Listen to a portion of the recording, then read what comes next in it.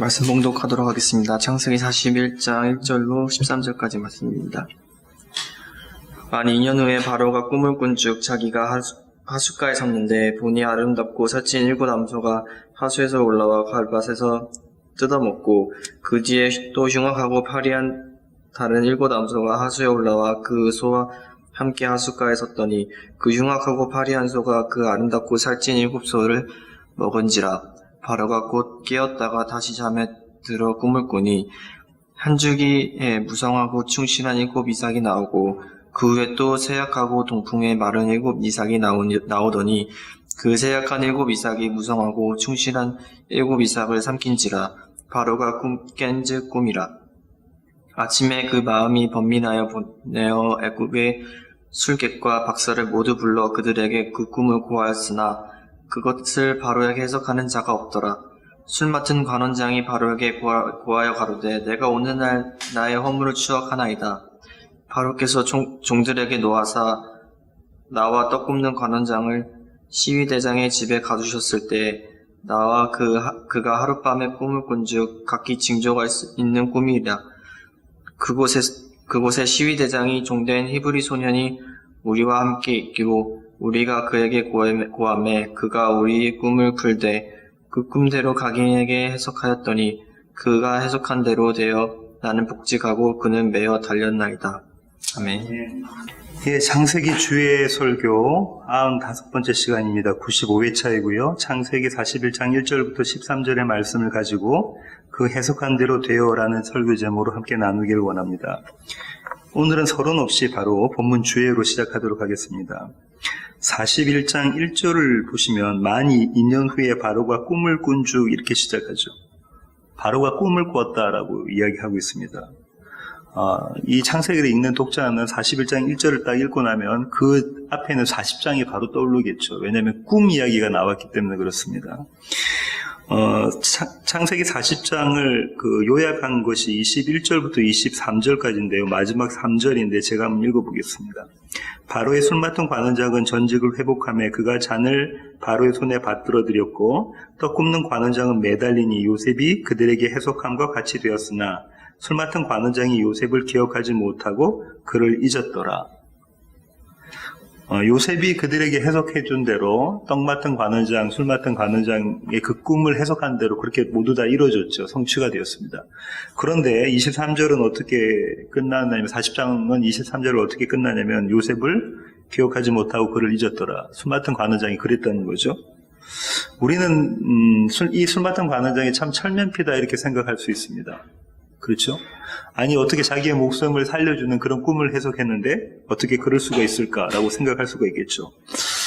그런데 저는 그렇게 생각하기보다는 이 술 맡은 관원장은 당연했던 겁니다. 자기 코가 석자였던 겁니다. 왜냐하면 죽게 되었다가 살아났잖아요. 그리고 자기 동료는 죽었잖아요. 그러니까 자기 코가 석자니까 괜히 요셉을 구해주려고 이렇게 모험을 할 필요가 없었던 거죠. 자기 안위가 먼저 했던 거죠. 우리는 혀를 차지만 이런 사람들을 보고 혀를 차지만 우리 모두가 이런 모습입니다. 다른 사람이 내가 아는 사람 누군가가 암에 걸렸대. 그거보다 내가 더 지금 가슴 아파하고 힘들어하고 하는 건 뭐죠? 나의 몸살, 내 손에 가시약을 박힌 것 이런 거잖아요. 우리 모두의 모습이 그렇다는 거죠. 40장의 23절은 어떻게 끝나냐면 요셉을 기억하지 못하고 그를 잊었더라라고 이야기를 하고 있잖아요. 그러면 여기서 행간이 뭘까요? 지난 시간에 말씀드린 것처럼 그러나 하나님은 단 한순간도 요셉을 잊은 적이 없더라. 요셉은 누구를 의지했을까요? 이 술 맡은 관원장을 의지했겠죠. 그런데 이 술 맡은 관원장은 요셉의 그 기대를 무참히 저버리죠. 그러고 난 다음에 이 행간은 뭐라고 되냐면 그러나 하나님은 요셉을 단 한순간도 잊어버리지 않으시고 기억하셨더라. 이렇게 지금 행간은 그리고 있는 거죠. 그 다음에 41장 1절 하반절부터 그 다음에 7절까지는 바로의 꿈 이야기를 해주고 있습니다. 그죠? 바로의 꿈 이야기를 해주고 있어요. 이 바로의 꿈 이야기는 다음 시간에 또 자세히 다룰 거기 때문에 그냥 넘어가도록 하고요. 8절을 한번 보십시오. 제가 한번 읽어보겠습니다. 아침에 그의 마음이 번민하여 바로가 그렇죠. 사람을 보내어 애굽의 점술가와 현인들을 모두 불러 그들에게 그의 꿈을 말하였으나 그것을 바로에게 해석하는 자가 없었더라 이렇게 이야기합니다. 꿈을 해석하는 자가 없었다라고 이야기를 하고 있습니다. 왜 그럴까요? 왜 바로의 꿈을 해석하는 사람이 그 애굽에 당대의 가장 큰 제국을 이루었던 그 애굽에 이집트에 없었을까요? 왜 바로의 꿈을 해석할 만한 사람이 없었습니까? 40장 8절에 보면 그 대답을 주고 있는데요. 그들이 그에게 이르되 요셉에게 이르되 우리가 꿈을 꾸었으나 이를 해석할 자가 없도다. 요셉이 그들에게 이르되 해석은 하나님께 있지 아니하나이까. 꿈의 해석은 어디 있다고 요셉이 이야기하고 있죠? 하나님께 있다. 요셉이 지금 하나님은 점쟁이시다 이 얘기를 하는 건가요? 그렇지가 않습니다. 9절 한번 보겠습니다. 술 맡은 관원장이 바로에게 말하여 이르되 내가 오늘 내 죄를 기억하나이다 라고 합니다. 자기가 자기의 죄를 기억한다라고 이야기를 하고 있죠. 자세히 보면 어떤 내용이냐면요. 바로의 꿈이 술 맡은 관원장의 죄를 고발하는 겁니다. 바로의 꿈이 아니었으면 술 맡은 관원장이 계속해서 요셉을 모른 척하고 있었을 거라는 거죠. 그죠? 바로의 꿈이 아니었으면 계속해서 요셉을 모른 척하고 해가 한 해, 두 해, 세 해, 네 해 지나가면 정말 모르게 되는 그런 상황이 될 텐데 바로의 꿈이 이 술 맡은 관원장의 죄를 고발합니다. 너 죄인이잖아. 이렇게 고발하고 있는 거죠. 그렇습니다. 꿈은 여기서 이야기하는 이 꿈은 나의 죄된 모습을 들춰주는, 고발하는, 발각시키는 그런 역할을 감당하고 있죠. 그러고 난 다음에 10절부터 제가 한번 읽어보겠습니다. 바로께서 종들에게 놓아사 나와 떡 굽는 관원장을 친위대장의 집에 가두셨을 때 보디발의 감옥이죠. 나와 그가 하룻밤에 꿈을 꾼 즉 각기 뜻이 있는 꿈이라 그곳에 친위대장의 종 히브리 청년이 우리와 함께 있기로 우리가 그에게 말하며 그가 우리의 꿈을 풀되 그 꿈대로 각 사람에게 해석하더니 그 해석한 대로 나는 복직되고 그는 매달렸나이다. 지금 이 술 맡은 관원장이 뭐라고 하냐면 그가 해석한 대로 우리가 그대로 됐다. 이렇게 이야기를 하고 있죠. 요셉이 이 두 사람의 꿈을 해석해 줬는데 사실상 꿈을 해석해 준 사람은 누구라고 요셉이 이야기했죠? 아까 40장 8절에서 하나님. 꿈을 해석하시는 분은 하나님이지 않느냐 이렇게 이야기를 하고 있잖아요. 그러면 하나님은 어떻게 이 두 사람의 꿈을 해석할 수 있었을까요?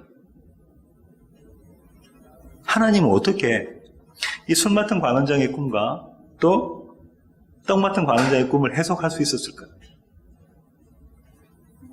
하나님이 미리 그들의 꿈을 보셨기 때문입니다. 그렇죠? 하나님이 미리 그들의 꿈을 보셨기 때문에 정확히 똑같은 꿈을 보셨기 때문에 그들의 꿈을 해석할 수가 있는 거잖아요. 다시 말하면 그들에게 그 꿈을 주신 분이 누구라는 거죠? 하나님이시는 겁니다. 하나님이 그들에게 꿈을 주셨으니까 그들의 꿈이 어떻게 될 것이다라고 해석해 내실 수가 있는 거죠. 꿈이 지금 무슨 의미를 여기서 가지고 있는 겁니까? 꿈은 여기서 지금 무슨 의미를 하고 있죠? 우리가 지금 꾼 거 이 얘기를 지금 계속해서 그 창세기 기자가 이야기하고 있나요? 예, 정확하게 하나님의 약속, 하나님의 언약, 이 얘기를 지금 꿈이 하고 있는 겁니다. 창세기 12장으로 가보실까요? 창세기 12장 1절부터 한번 보실까요? 여호와께서 아브라함에게 이르시되 너는 너의 고향과 친척과 아버지 집을 떠나 내가 내게 보여줄 땅으로 가라. 내가 너로 큰 민족을 이루고 내게 복을 주어 내 이름을 창대하게 하리니 너는 복이 될지라. 너를 축복하는 자에게는 내가 복을 내리고 너를 저주하는 자에게는 내가 저주하리니 땅의 모든 족속이 너로 말미암아 복을 얻을 것이라 하신지라. 누가 누구에게 약속하신 거죠? 여호와 하나님께서 아브라함에게 약속을 하시는 장면입니다. 약속이죠. 그리고 그 약속을 아브라함의 삶 가운데 그의 인생 가운데 성취해 나가고 계셨잖아요. 저와 여러분이 봤습니다. 아브라함이 그랬고 이삭이 그랬고 야곱이 그랬었죠. 그러다가 37장으로 와세요. 창세기 37장 2절 한번 보실까요?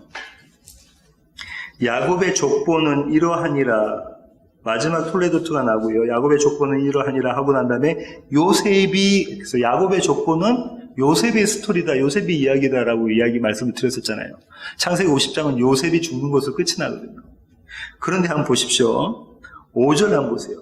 요셉이 꿈을 꾸고 그의 형제들은 미워했다. 9절 요셉이 다시 꿈을 꾸고 11절 그의 형들은 시기하되. 37장부터는 요셉의 꿈 이야기가 나옵니다. 그렇죠? 이 꿈은 하나님의 약속이라는 거죠. 요셉이 자기가 꾼 꿈은 자기가 만들어내려고 꾼 내가 이렇게 되어야지라고 꾼 게 아니라 하나님께서 그에게 심어놓으신 그분의 약속, 언약이라는 겁니다. 그리고 그 언약을 성취해 나가시는 하나님. 자기 아버지, 할아버지, 증조 할아버지 때 그렇게 약속을 성취해 나가셨던 그 하나님이 지금 내 삶 가운데서 그 약속을 성취해 나가고 계신다는 걸 보여주는 거예요. 요셉의 삶 가운데서. 뭘로요? 그게 복음이라는 겁니다. 그렇죠? 요셉의 꿈이 뭔가요? 요셉의 꿈이 자신을 통해서 이스라엘이 구원받는 겁니다. 그래서 요셉은 메시아 예수님을 모형하고 있는 거잖아요. 그것이 하나님의 꿈이고 하나님의 약속, 하나님의 언약이라는 거예요. 그것을 성취하고 있는 걸 지금 보여준다, 이 얘기를 하고 있는 겁니다. 여기까지가 오늘 본문을 쭉 한번 간단하게 주의를 한 거고요. 다시 41장으로 돌아오시면요. 바로의 궁에서 지금 어떤 일이 일어나는가 한번 보실까요? 지금 제가 말씀드렸던 하나님이 요셉에게 심어주신 그 꿈이 성취되는 일이 벌어지고 있는 겁니다. 그렇죠? 요셉의 꿈, 다시 말하면 하나님의 약속을 성실하게, 신실하게 지켜나가시는, 이행해 나가시는, 이루어가시는 그 하나님의 열심을 지금 여기서 보여주고 있다. 아주 스피디하면서요, 아주 빠르면서도 아주 다이나믹한, 역동적으로 지금 장면이 그려집니다. 그렇죠? 2년이라는 세월이 지나고 난 다음에 바로의 침실에서 꿈을 꾸죠. 그 다음에 바로의 왕궁이 드러나고요. 거기서 바로의 꿈을 해석할 사람이 그 천지 애굽 땅에, 이집트 땅에 단 한 명도 없다. 그런데 술 맡은 관원장이 자기의 죄를 기억하고 2년 전의 사건을 기억해냅니다. 그러면서 이 꿈을 해석할 사람 딱 한 명밖에 없는데 그 사람이 히브리 청년입니다. 그 얘기를 하는 거잖아요. 하나님께서 지금 아주 스피디한 속도로 다이나믹하게 자신이 약속을 성취해 나가시는 그림을 이렇게 그리고 있다고요. 고고학자들은요, 역사가들은 어떻게 이야기하고 있냐면 이렇게 이야기합니다. 당시에 애굽에서 관직에 오를 수 있는 나이가 30세래요. 30살이에요. 그럼 요셉이 몇 살 때 관직에 오르나요? 41장 46절 한번 보실까요? 요셉이 애굽 왕 바로 앞에 설 때에 30세라. 그럼 그 2년이라는 세월은 어떤 세월인 거죠? 요셉이 30살이 될 때까지 기다리고 있는 그 세월이라죠. 역사가들의, 고고학자들의 연구에 따르면 그런 거죠. 그리고요, 애굽은 원래 어떤 민족이냐면 함족이었습니다. 함족은 아프리카 사람들인 거죠. 흑인들. 애굽은 원래 함족이었어요. 그런데 이 요셉은 셈족이잖아요. 그런데 당시에 애굽의 왕조는 함족에서 셈족으로 바뀌었습니다. 다시 이제 함족으로 바뀌어갔는데 그 찰나에 있었던 거예요. 그 시간 동안. 그러니까 같은 셈족이니까 총리로 앉힐 수 있는 거죠. 이런 역사적인 그런 배경이 있는 겁니다. 제가 뭘 말씀드리려고 하냐면 하나님께서 요셉에게 꾸게 하시던 그 꿈을 성취시켜 나가는데 모든 역사를 동반해서 아주 열심히 그 일을 해나가고 계시는 걸 보여주고 있는 겁니다. 그런데요, 정작 꿈의 주인공인 요셉은 이 바로의 궁에서 어떤 일이 펼쳐지고 있다는 걸 알았을까요? 몰랐을까요? 몰랐습니다. 정작 이 꿈의 주인공인 요셉은 지금 바로의 궁에서 하나님께서 어떤 일들을 만들어가고 계신다는 걸 몰랐다는 얘기예요. 같은 시각에 다른 공간에 있던 바로의 궁이 아닌 보디발의 집에 감옥에 갇혀있던, 거기서 계속 감옥살이를 하고 있었던 그 요셉은 어떤 모습이었고 어떤 심정이 어떤 감정이었을까요? 이 대답은 잠시 후로 미루기로 하고요. 지난 3주간에 저에게 일어났던 일들을 한번 정리해 봤습니다. 오늘 민호 형제 보윤 자매 이렇게 같이 왔는데, 민호 형제 보윤 자매가 지금 어머님의 말씀에 따라서 지금 다른 교회를 나가기 시작했잖아요. 3주 전에 이제 이 얘기를 들은 최동명 목사님이 우리 교회에 오셨거든요. 같이 예배를 드렸어요. 그리고 이제 2주 전이죠. 태양이가 앞에서 찬양 인도하고 제가 기타 치고 우리 가족들이 있고 안에 이렇게 있는데 우리만 예배를 드리고 있는 거예요. 강호찬 집사님 오신다고 생각을 했는데 그 시간 동안 안 오시고 우리만 예배 드리고 있어요. 기타를 치다가 아내를 보니까 아내가 눈물을 흘리고 있어요. 마음이 좋지 않죠. 이 찬양 다 끝나가실 때 강 집사님 오셔가지고 조금 밝아지고 이런 사건이 있었습니다. 또 한 가지 사건은요. 지금 다은이가 수험생이잖아요. 입학 전형을 하고 있습니다. 한국 같으면 수시, 그 다음에 정시 그거를 지금 하고 있어요.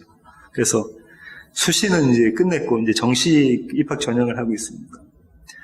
근데 살펴보니까 각 대학들마다 영주권이 없으면 자금을 안 준다는 학교가 많은 거예요. 성적은 돼도 영주권이 없다는 것 때문에 장학금을 못 받는 경우가 많이 생기는 겁니다. 다니가 밤샘을 밥 먹듯이 이제 하고 있거든요. 최선을 다해서 열심히 하고 있습니다. 근데도 이런 소식을 들으면 이제 스트레스가 받게 되겠죠. 저하고 한번 티격태격을 한 일이 있었는데 제가 그럴수록 더 열심히 공부를 해서 더 좋은 성적이 돼야 장학금을 받고 학교를 가지 않겠네요. 왜냐면 제가 학비를 뒷바라지 할 그 능력이 되지 않기 때문에 그렇죠. 다은이가 폭발을 해버렸습니다. 영주권이 없는 게 제가 이랬죠. 영주권이 우리가 지금 못 받은 것이 네 탓도 아니고 아빠 탓도 아니다. 하나님께서 이렇게 몰아가신 거 아니니? 다은이 얘기가 뭐라고 하니? 그거 아빠 탓이죠. 아빠 고집 때문에 지금 이러고 있는 거잖아요. 다 떠나가는데 아빠 고집 때문에 지금 이 교회에 있는 거잖아요. 그거 아빠 탓이죠. 라고 이야기를 하는 거죠. 제가 뒤통수를 몽둥이를 한 대 탁 맞는 것 같은 그런 느낌을 받았습니다. 지난 주간에 미국 교회로부터 이메일을 받았는데요. 그동안 오랫동안 우리 교회를 사용했는데 어떻게 너희들이 지금 사역이 진척되어 가고 있느냐 만나서 이야기를 하죠. 제 느낌에 건물을 빼달라는 건가? 여기 영주권 종교비자 다 걸려있는데 지금 나가라는 건가? 이번 주에 미팅을 하기로 했는데 연락이 안 왔어요.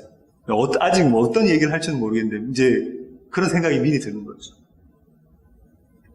이 모든 일이 동시에 이제 3주간에 그냥 동시에 터진 겁니다. 제 마음속에 이게 정말 다니엘 말처럼 이게 내 고집일까? 내가 그냥 이렇게 하나님 뜻은 아닌 내가 고집을 이렇게 내고 있는 것일까? 3주간에 아주 낙심되고 디프레스되고 절망 가운데 있고 그랬습니다. 그래서 태양이가 목사님 우리 테니스 한번 쳐야죠 하는데도 테니스 치러 가기 싫은 거예요. 그런데 마음이 그러니다 보니까 몸살까지 하고 온몸이 쑤시고 그랬죠. 도대체 요셉은요, 오늘 본문의 요셉은 어떤 마음이었을까요? 요셉의 믿음이라는 건 도대체 어떤 것일까요? 하나님께서 열심으로 일하고 계시는 그 바로의 궁궐을, 그 궁전을 볼 수 없잖아요. 볼 수 없는 가운데 있는 요셉은 하나님의 일하심을 육신의 눈으로 볼 수 없는 그 요셉의 마음은 어떤 마음이었을까요? 보디발의 감옥에서. 그의 믿음의 모양은 도대체 어떤 걸까요? 그는 매일매일 환하게 쨍 하는 그 맑음만 있었던 그런 믿음이었을까요? 아니면 오늘 달라스의 날씨처럼, 여기 날씨처럼 잔뜩 지푸린 흐림이라는 그런 믿음의 모습이었을까요? 만약에요, 저와 여러분이 아주 나이브하게 만화 영화에 나오는 주인공처럼 믿음의 영웅들 그렇게 생각하지 않는다면 아마도 저는 요셉은 오늘 저의 모습처럼 그렇게 절망 가운데 있고 낙심 가운데 있고 디프레스 가운데 있는 그런 모습이었을 겁니다. 왜요? 감옥이 아무 죄도 짓지 않았는데 감옥에 갇힌 바 되어졌고 다른 여인의 죄 때문에 그죠. 그 다음에 이제는 이 감옥에서 나가는가 했는데 2년 동안 깜깜무소식입니다. 그 가운데 있었던 거죠. 그때에 요셉은 문득 이런 기억, 이런 생각을 하게 됐을 거예요. 그 생각이 뭐냐면 해석은 하나님께 있지 아니합니까? 꿈의 해석은 하나님에게 있지 않습니까? 이 생각을 하게 됐을 겁니다. 누가 누구에게 한 얘기입니까? 요셉이 술 맡은 관우장과 떡 맡은 관원장에게 했던 이야기죠. 그가 그런 생각을 하고 믿음을 지킬 수 있었던 이유가 뭘까요? 그 이유가 뭡니까? 하나님의 말씀입니다.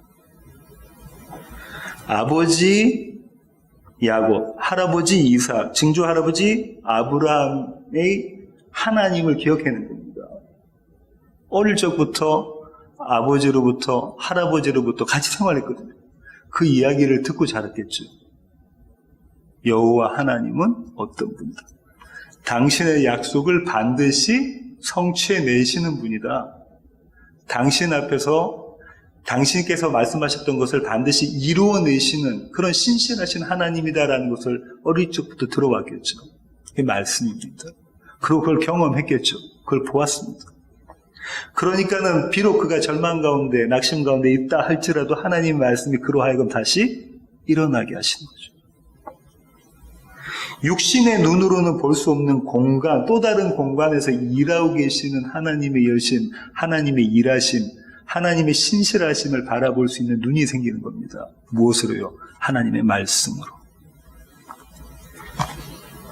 반드시 하나님께서는 당신이 나에게 꾸게 하셨던 그 꿈을 이루어내실 것이다.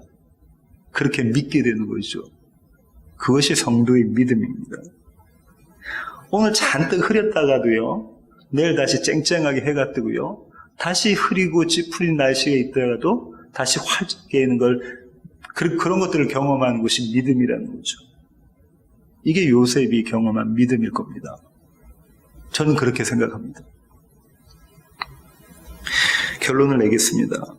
오늘 본문을 묵상하는 저에게 하나님은 요셉에게 베풀어 주셨던 똑같은 은혜를 베풀어 주십니다. 현재 지금 제가 생활하고 있는 공간에서는 보이지가 않잖아요. 지난 3주간을 제가 말씀드렸잖아요. 이 상황 가운데 있는 제가 낙심, 절망, 좌절 이런 가운데 있는 저는 볼 수 없는 다른 공간에서 지금 열심히 일하고 계시는 하나님의 열심, 당신의 약속을, 당신의 꿈을 성취해 나가시는 그분의 일하심, 그걸 말씀으로 경험하게 하시는 겁니다. 조금 전에 제가 말씀드린 것처럼 바로의 궁에서 어떻게 하나님께서 약속을 이루어 가셨다고요? 아주 다이나믹하게 역동적으로 아주 스피드하게 하나하나 막 하나님께서 당신의 약속을 이루어 가시는 모습을 그림으로 확 이렇게 보여주는 것처럼 그런 일들을 지금 또 제가 볼 수 없는 공간에서 하고 계시는 그 하나님, 그걸 알게 하셨습니다. 오늘 말씀을 가지고 지금 제가 당하고 있는 이 상황은 도대체가 저로서는 이해할 수 없는 상황이지만 그분은 분명히 그분의 약속, 그분의 꿈을 성취하신다는 믿음을 제게 주시는 거죠. 그 자리가 어딘지는 제가 모르겠습니다. 하나님께서 원하시는 자리가 어딘지는 모르겠어요. 하지만 분명한 건 그 자리는 나는 죽고 그리스도가 사시는 자리인 겁니다. 나의 꿈이 아니라 하나님의 꿈이 성취되는 자리라는 거죠. 요셉은 분명히요, 이 믿음으로 그의 하루하루를 살아갔을 겁니다. 우리가 생각하는 것처럼 초도 변하지 않는 그 믿음을 지키면서 요셉이 살았다가 아니고, 오늘은 골짜기를 갔다가 내일은 다시 산꼭대기로 올라가고, 오늘은 골짜기를 갔다가 내일은 다시 산꼭대기로 올라가는 그런 믿음 생활 가운데 있었을 겁니다. 골짜기에서 산꼭대기로 끌고 올라가시는 것이 하나님의 말씀입니다. 요셉처럼 저도요, 매일매일 그렇게 살아가게 주님께서 만드실 겁니다. 물론 세워지는 교회 모든 지체들을 그렇게 만들어 가실 거라고. 그래서 저는 오늘도 이렇게 생각합니다. 하루하루 최선을 다해서 말씀을 준비하고 말씀을 연구하고 그 말씀을 담대하게 선포하자. 지금 나에게 맡겨진 사명이 그거니까 그 일에 충성하자. 최선을 다해서 두 딸과 아내를 잘 보살피고 우리 세워지는 교회 모든 가족들을 잘 섬기자.